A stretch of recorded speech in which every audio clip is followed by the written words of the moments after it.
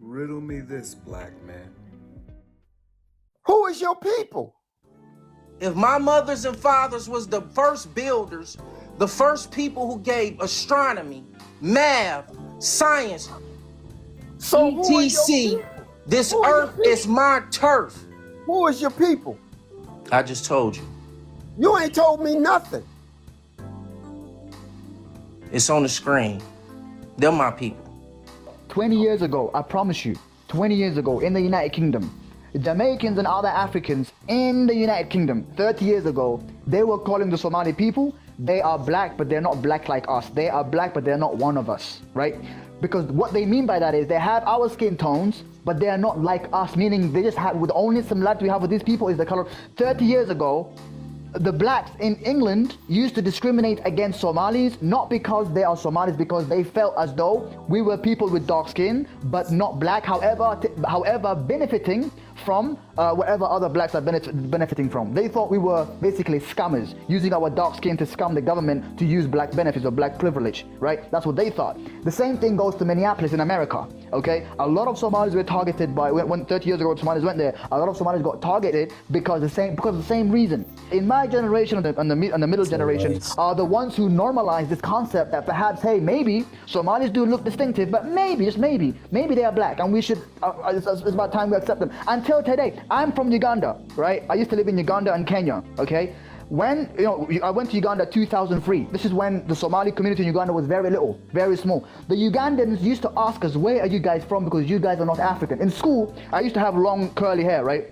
The Ugandans would touch my hair, bro, like I was some sort of a white man or Arab. They never thought we were African. The same thing goes to Kenya. For many years, the Kenyans thought Somalis are not real Africans. This is the concept that Somalis being accepted as black is new. It's just something that is happening. There's a whole video on TikTok right now. A little Somali kid was taken to an African school somewhere in Africa, and all the kids are playing with his hair as if they've never seen an African with soft hair before. So this is what we're talking about. The people of your people, the Eritreans, Somalis, Ethiopians, when we go deep into Africa, we stand out like nothing else. They question our identities. This is some serious matters, bro. They take like being black as with the features of West African, but not all West Africans look the same. That's the thing. There's some West Africans that have small noses, that have quote unquote look like Somalis. We are different as it is. So there's no, I don't see like, because some Somalis, they do see an issue with being called black, and I don't know why. Like there's literally no reason why they should have an issue with it. I think you're reaching for this. Not why Somalis don't want to identify with black. The reason why Somalis don't want to identify with black is because of it's a form of oppression to oppress people, and we are fighting against that oppression. Number one, during the 400 years ago. The people that were taken from Africa, they were denied their ancestry, their roots, their essence, right? And they were called the N-word, okay? But then a couple hundred years later, the people started to protest against that word. And then the white man, look, they still denied them their identity. They could have called them African. No, what did they call them? They called them colored people. And then around the 1800s, a bunch of colored people from China came into America. Now, the white man had a problem. They had two different colored people. One of them is Asian and the other one is African. They thought, you know what? We're gonna call the previous Negroes black, and we're gonna call the recent colored people colored people.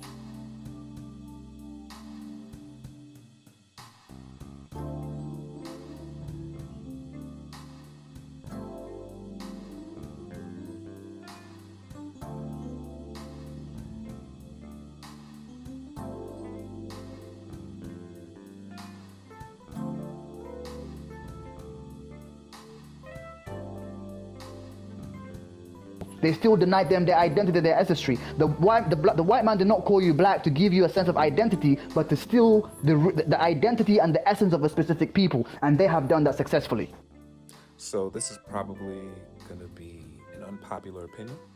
However, it doesn't really matter. It needs to be brought to the forefront because these things are just lingering, and they're taking too long, and we can't get past them, obviously, because we're still dealing with them. So instead of having this fragile attitude of, oh, we can't talk about this, and let's deal with the elephant in the room. So I could say honestly that I've learned one major thing from being on the internet and watching other people go through things that, some of it are unfortunate, but because of the way society is, it's just the nature of the game. So the one major thing that I've learned is people pay more attention to your personality and how you look other than the information being given. You're seeing this version of me because I myself don't find it necessary, nor do I think myself that important that I need to show who that I am in order to get a point across. The point is the point, okay? The information is more important than I. And the message is, we need to stop being so goddamn sensitive about everything.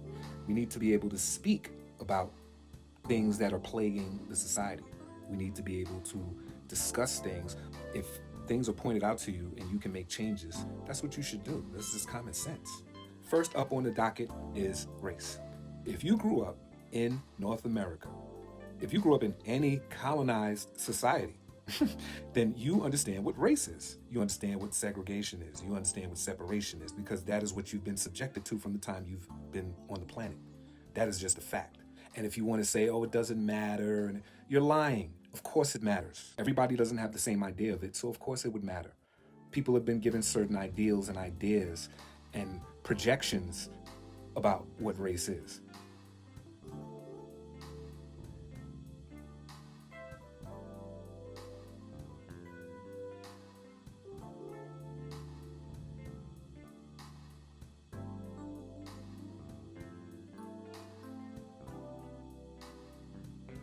I go by the denotative, which is the actual definition of the word and what the word is supposed to mean, opposed to the connotative, which is just, people just talking socially.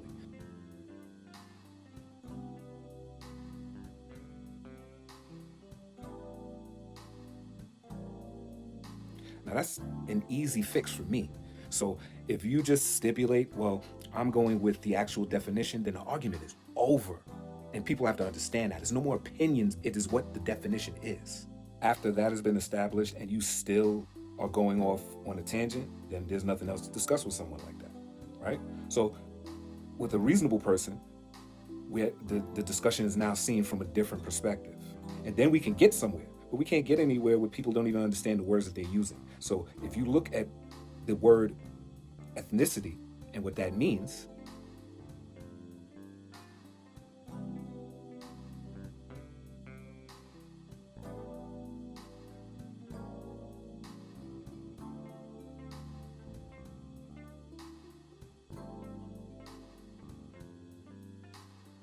that's another way that we are classified that doesn't give us any remedy, and that are basically two of the reasons that we have so many problems in society.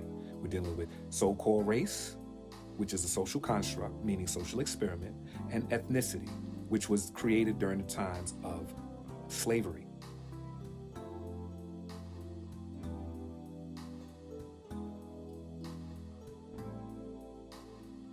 So, considering that our culture has always been attached to us as human beings, as the human species, right? As the human race, culture has always been attached to certain groups. And this is how that's always been. Tribal, whether you want to get it into a national sense or you want to take it down to a family clan sense. Now we can have a discussion on history, because that's where this would lead us to. And the history within the last 1,500 to 2,000 years, say, that would be the rise of Christianity from the Roman Catholicism, right? Which was taken out of Egypt. But before we get there, we'll just say that would represent the culture of the so-called white people, which I don't like using those terms because people weren't made from crayons, right? So I would say Caucasian, if you want to be specific to a visual of who we're talking about. And that's only for those means, because again, I'm not dealing with race and ethnicity to separate people. If you're a human being, then that's the only way that I'm classifying you. So for educational purposes only am I using these terms to be specific in when I'm talking about a specific culture, right? Now the culture of Christians is different than the cultures of Muslims. And when I say Muslim, I do not mean Muslim, because Muslim means to submit to the will of Allah. And I'm not speaking in a religious sense, because Muslims would just be a reference to the culture of the Sephardic people, or the Kemite people, or the Judean people, okay? And that culture was known when it was seen. This is why the opposite to it was Christendom. That was Christian culture, was the opposite to Muslim culture. Christian culture actually denigrated Muslim culture. It made everything spooky. It told people that their own culture was now evil and demonic. So people stopped trying to be a part of their own culture. And I'm separating Muslim from Muslim for the purposes of this discussion. Now, typically it would be looked at a person who follows Islam.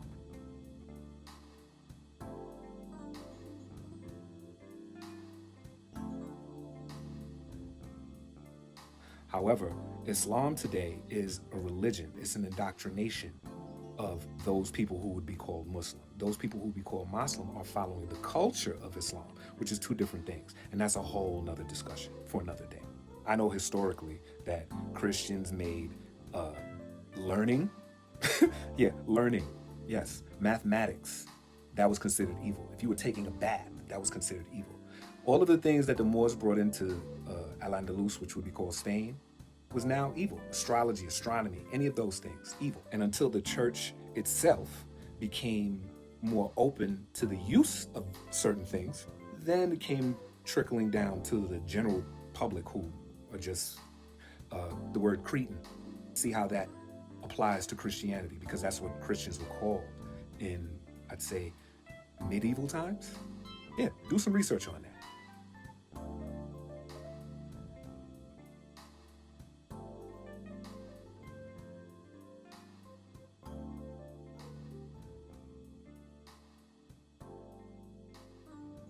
Now, here's where we're going to get into some real talk, right?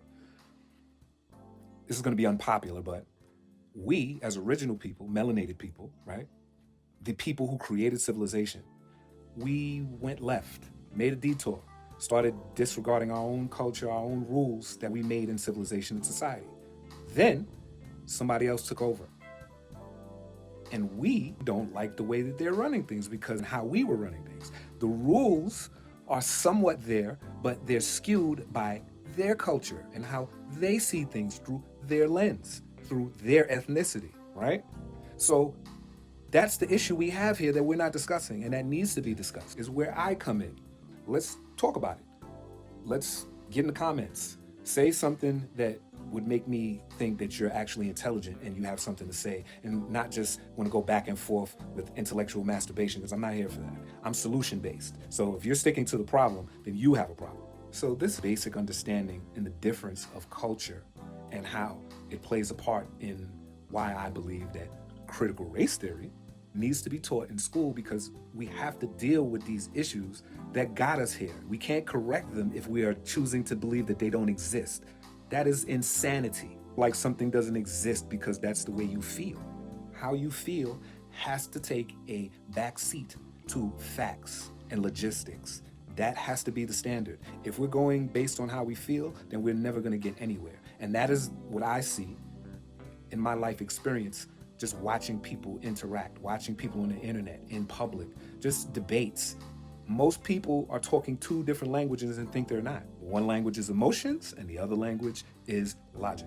Once we can understand that, then I think we can move forward. Now, getting through all of that, and we get to a point where we can actually discuss race, ethnicity, culture, and all of these things, not in a socialistic experimental way, but actually in a denotative, productive way, civilization will know no bounds. However, if we continue to act like these things don't matter and, oh, that's not how I see it because I have black friends or I have white friends, or this erroneous stupidity, if you really think about that.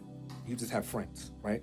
This is where we want to get to, but we cannot get to that when we're not wanting to deal with actual facts. The differences are scientific, they're in genetics. The differences are cultural. They're, if you want to go with ethnicity, the differences are with those who practice certain things within their religion, within their way of life, the way that they eat, the way that they think, the way that they convey messages.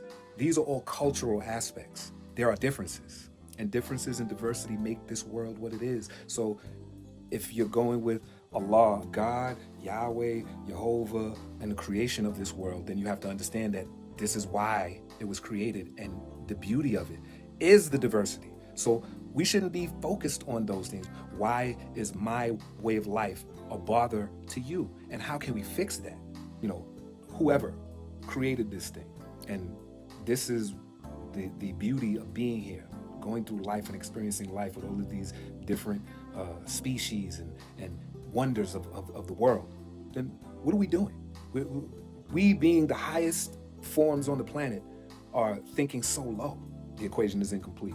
If you're looking to other people, you've already failed to see yourself in the equation. That, never a formula for success, always a formula for failure.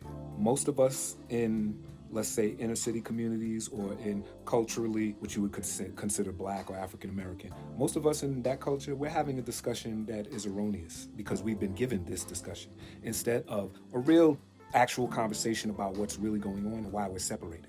That's how we can get together, by figuring out why we're separated. Don't get it twisted.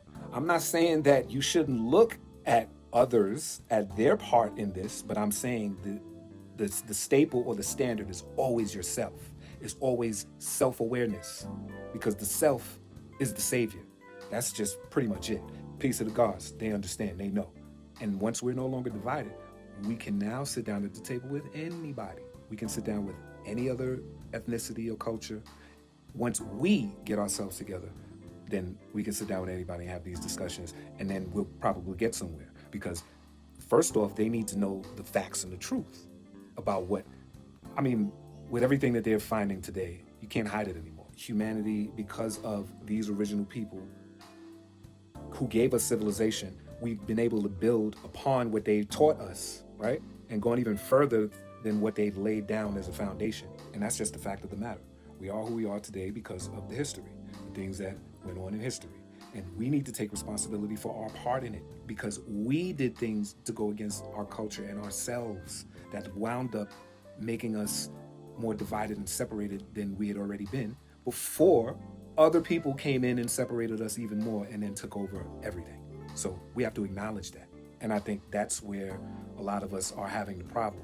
We're just pointing the finger at the Caucasian or the white man or, you know, that person. No, we started it, and it allowed him to do everything that was done.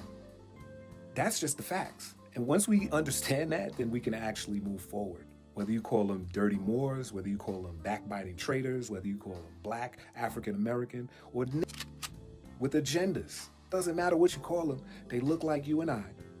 They did the same things throughout history, and they're the reason why we're here, period. And some of us are those people who came back in that bloodline to correct these issues because we started them. So let's move forward by taking a step back, watching the whole picture, and then coming back to the table and saying, okay, this is what I saw, this is what I see. Let's have an even exchange.